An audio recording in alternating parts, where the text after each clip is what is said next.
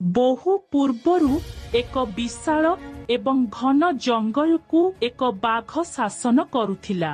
ବାଘଟି ଜଙ୍ଗଲର ସବୁଠାରୁ ଶକ୍ତିଶାଳୀ ପ୍ରାଣୀ ଥିଲା। ତାଙ୍କର ଅନେକ ସାଥୀ ପ୍ରାଣୀ ତାଙ୍କ ଗଭୀର ଗୁମ୍ଫା ନିକଟରେ ରହୁଥିଲେ, ଯେଉଁମାନେ ତାଙ୍କୁ ଦେବତା ପରି ଉପାସନା କରୁଥିଲେ। ତାଙ୍କ ଶକ୍ତି ଏବଂ ଭୟ ସହିତ ସମଗ୍ର ଜଙ୍ଗଲ କମ୍ପିତ ହେଲା। ବାଘ ବିଶ୍ୱାସ କରୁଥିଲେ ଯେ ତାଙ୍କ ପରି ଶକ୍ତିଶାଳୀ କେହି ନାହାନ୍ତି। ସେ ତାଙ୍କ ଚାରିପାଖରେ ଥିବା ସମସ୍ତ ଜୀବଜନ୍ତୁଙ୍କୁ ଘୃଣା କଲେ ଏବଂ ସେମାନଙ୍କ ସାହାଯ୍ୟକୁ ସର୍ବଦା ମନା କରିଦେଲେ। ସେଠାରେ ଏକ ଛୋଟ ପିମ୍ପୁଡ଼ି ଜଙ୍ଗଲର ଏକ କୋଣରେ ରହୁଥିଲା। ସେ ଏତେ ଛୋଟ ଥିଲେ ଯେ ତାଙ୍କୁ ଅନ୍ୟ ପଶୁମାନେ ଅଣଦେଖା କରୁଥିଲେ। କିନ୍ତୁ ପିମ୍ପୁଡ଼ି ତାଙ୍କ ମନରେ ଏକ ଭିନ୍ନ ଚିନ୍ତା କରିଥିଲା।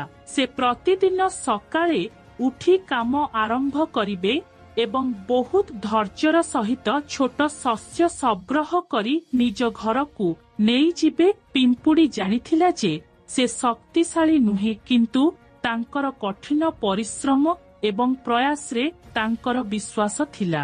ଦିନେ ବାଘ ଜଙ୍ଗଲରେ ବୁଲୁଥିବା ସମୟରେ ଏକ ପିମ୍ପୁଡ଼ି ସାମ୍ନାକୁ ଆସିଲା। ସେ ପିମ୍ପୁଡ଼ି ଶସ୍ୟ ସଂଗ୍ରହ କରୁଥିବାର ଦେଖୁଥିଲା ଏବଂ ହସି ହସି କହିଲା, ତୁମେ କେତେ ମୂର୍ଖ! ତୁମ ପରି ଏକ ଛୋଟ ପ୍ରାଣୀ କଠିନ ପରିଶ୍ରମ କରୁଛ ଏବଂ ଏତେ ଛୋଟ ଜିନିଷ ସଂଗ୍ରହ କରୁଛ। ତୁମେ ଭାବୁଛ କି ତୁମେ ମୋ ଭଳି ଶକ୍ତିଶାଳୀ ହୋଇପାରିବ? ପିମ୍ପୁଡ଼ି ବାଘର କଥାକୁ ଅଣଦେଖା କରି ଶାନ୍ତ ଭାବରେ ଉତ୍ତର ଦେଲା, ମୁଁ ତୁମ ପରି ଶକ୍ତିଶାଳୀ ନୁହେଁ, କିନ୍ତୁ ମୋର ପରିଶ୍ରମ ଏବଂ ଧୈର୍ଯ୍ୟ ସହିତ ମୁଁ କରିଥିବା କାର୍ଯ୍ୟ ମୋତେ ସନ୍ତୁଷ୍ଟ କରେ। ତୁମେ ଶକ୍ତି ସହିତ କିଛି ହାସଲ କରିପାରିବ, କିନ୍ତୁ ମୁଁ କଠିନ ପରିଶ୍ରମ ସହିତ ବହୁତ କିଛି ହାସଲ କରିପାରିବି। ଏହା ଶୁଣି ବାଘ ତା ଉପରେ ଆହୁରି ହସିଲା। ତୁମେ କଣ ଭାବୁଛ? ଛୋଟ ପିମ୍ପୁଡ଼ି ଜଙ୍ଗଲରେ ସମସ୍ତେ ମୋର ଶକ୍ତିକୁ ଭୟ କରନ୍ତି। ମୋ ସ୍ୱରର ଶବ୍ଦରେ ସମସ୍ତେ ପଳାନ୍ତି, କିନ୍ତୁ ତୁମ ପରି ଛୋଟ ପ୍ରାଣୀମାନଙ୍କ ପାଇଁ ଏହି ଜିନିଷଗୁଡ଼ିକ ଗୁରୁତ୍ୱପୂର୍ଣ୍ଣ ନୁହେଁ। ପିମ୍ପୁଡ଼ି ହସି କହିଲା, ତୁମେ ଠିକ୍। ମୁଁ ଛୋଟ, କିନ୍ତୁ ମୋର ଶକ୍ତି ଉପରେ ମୋର ବିଶ୍ୱାସ ଅଛି। କିଛି ଦିନ ପରେ ବାଘ ଜଙ୍ଗଲରେ ଶିକାର ଖୋଜୁଥିଲା। ସେ ଗଭୀର ଜଙ୍ଗଲରେ ପ୍ରବେଶ କଲେ ଏବଂ ଶିକାରୀ ତାଙ୍କୁ ଗୋଡ଼ାଇଲା। ବାଘଟି ବହୁତ ଚେଷ୍ଟା କଲା, କିନ୍ତୁ ଶିକାରୀ ତାଙ୍କୁ ଜାଲରେ ଫାନ୍ଦରେ ପକାଇଲା। ବାଘ ତାର ସମସ୍ତ ଶକ୍ତି ବ୍ୟବହାର କଲା, କିନ୍ତୁ ଜାଲ ଭାଙ୍ଗିବାରେ ଅସମର୍ଥ ହେଲା। ସେ ହତାଶ ହୋଇ ସଂଘର୍ଷ କରୁଥିଲେ।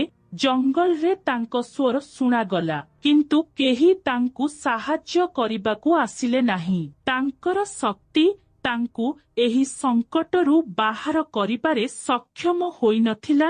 ଅନ୍ୟପକ୍ଷରେ ପିମ୍ପୁଡ଼ି ନିଜ ଘରେ ଆରାମରେ ବସିଥିଲା। ହଠାତ୍ ସେ ତାଙ୍କୁ ସାହାଯ୍ୟ ମାଗୁଥିବା ବାଘର ଶବ୍ଦ ଶୁଣିଲେ। ସେ ଭୟଭୀତ ହୋଇ ଜଙ୍ଗଲ ଆଡ଼କୁ ଗଲା ଏବଂ ଦେଖିଲା ଯେ ବାଘଟି ଶିକାରୀ ଜାଲରେ ଫସି ରହିଛି। ବାଘର ଅବସ୍ଥା ଅତ୍ୟନ୍ତ ଖରାପ ଥିଲା ଏବଂ ପିମ୍ପୁଡ଼ିରୁ ସାହାଯ୍ୟ ଆଶା କରୁଥିଲା। ପିମ୍ପୁଡ଼ି ଦେଖିଲା ଯେ ସେ ବାଘର ଦେହରେ ଲାଗିଥିବା ଫାଶଟି କିପରି କାଟିବେ ଜାଣନ୍ତି। ତାଙ୍କ ଛୋଟ ଦଳକୁ ଡାକି ପିମ୍ପୁଡ଼ି ଜାଲର ତାର କାଟିବା ଆରମ୍ଭ କଲା। ଏହି କାମଟି ସହଜ ନଥିଲା, କିନ୍ତୁ ପିମ୍ପୁଡ଼ି ତାଙ୍କର ସମସ୍ତ ଶକ୍ତି ଏବଂ ଧୈର୍ଯ୍ୟ ସହିତ କାମ କଲା। ଘଣ୍ଟା ଘଣ୍ଟା ପରିଶ୍ରମ ପରେ ପିମ୍ପୁଡ଼ି ଏବଂ ତାଙ୍କ ଦଳ ଶେଷରେ ଜାଲ ଭାଙ୍ଗି ବାଘଟିକୁ ବାହାରକୁ ନେଇଗଲେ। ବାଘ କିଛି ସମୟ ଚୁପ ରହିଲା। ତାପରେ ସେ ପିମ୍ପୁଡ଼ିକୁ କହିଲା, ମୁଁ କେବେ ଭାବି ନଥିଲି ଯେ ତୁମ ପରି ଟିକିଏ ପିମ୍ପୁଡ଼ି ମୋତେ ସାହାଯ୍ୟ କରିବ। ମୁଁ ତୁମକୁ କ୍ଷମା ମାଗୁଛି। ମୁଁ ତୁମକୁ ସର୍ବଦା ଘୃଣା କରେ, କିନ୍ତୁ ଆଜି ତୁମେ ମୋତେ ଶିକ୍ଷା ଦେଇଛ ଯେ କେବଳ ଶକ୍ତି ଯଥେଷ୍ଟ ନୁହେଁ, ପରିଶ୍ରମ ଏବଂ ସାହାଯ୍ୟ ମଧ୍ୟ ଗୁରୁତ୍ୱପୂର୍ଣ୍ଣ। ତୁମେ ମୋ ଜୀବନ ରକ୍ଷା କରିଛ ଏବଂ ବର୍ତ୍ତମାନ ମୁଁ ବୁଝିପାରୁଛି ଯେ ସମସ୍ତଙ୍କ ମଧ୍ୟରେ କିଛି ବିଶେଷ ଅଛି, ଯେତେ ଛୋଟ ହେଲେ ମଧ୍ୟ। ପିମ୍ପୁଡ଼ି ହସି କହିଲା, ତୁମେ ସବୁବେଳେ ଭାବୁଥିଲ ଯେ ଶକ୍ତି ସବୁକିଛି, କିନ୍ତୁ ତାହା ସତ୍ୟ ନୁହେଁ। କଠିନ ପରିଶ୍ରମ, ଧୈର୍ଯ୍ୟ ଏବଂ ଅନ୍ୟମାନଙ୍କୁ ସାହାଯ୍ୟ କରିବା ଜୀବନରେ ମଧ୍ୟ ସମାନ ଗୁରୁତ୍ୱପୂର୍ଣ୍ଣ। ମୁଁ ଅନୁଭବ କରେ ଯେ ଆମେ ସମସ୍ତେ କେବଳ ପରସ୍ପରର ସାହାଯ୍ୟରେ ମହତ କାର୍ଯ୍ୟ କରିପାରିବା। ବାଘ ଧୀରେ ଧୀରେ ଆଖି ତଳକୁ କରିଦେଲା। ସେ ଶିଖିଲେ ଯେ ତାଙ୍କ ଶକ୍ତି ସହିତ ଯଦି ସେ ଅନ୍ୟମାନଙ୍କୁ ସାହାଯ୍ୟ କରନ୍ତି ଏବଂ ସେମାନଙ୍କର ଅବଦାନ ବୁଝନ୍ତି, ତେବେ ସେ ଅଧିକ ଶକ୍ତିଶାଳୀ ହୋଇପାରନ୍ତି। ସେହିଦିନ ପରେ ବାଘ ଜଙ୍ଗଲରେ ଥିବା ସମସ୍ତ ପ୍ରାଣୀ ସହିତ ବନ୍ଧୁତା ଆରମ୍ଭ କଲା। ସେ ପିମ୍ପୁଡ଼ି ଠାରୁ ଶିଖିଲେ ଯେ ପ୍ରକୃତ ସଫଳତା କେବଳ ଶାରୀରିକ ଶକ୍ତି ଦ୍ୱାରା ନୁହେଁ, କଠିନ ପରିଶ୍ରମ ଏବଂ ସଠିକ୍ ମାର୍ଗ ଅନୁସରଣ କରିବାକୁ ପାରସ୍ପରିକ ସାହାଯ୍ୟ ଦ୍ୱାରା ହାସଲ କରାଯାଇ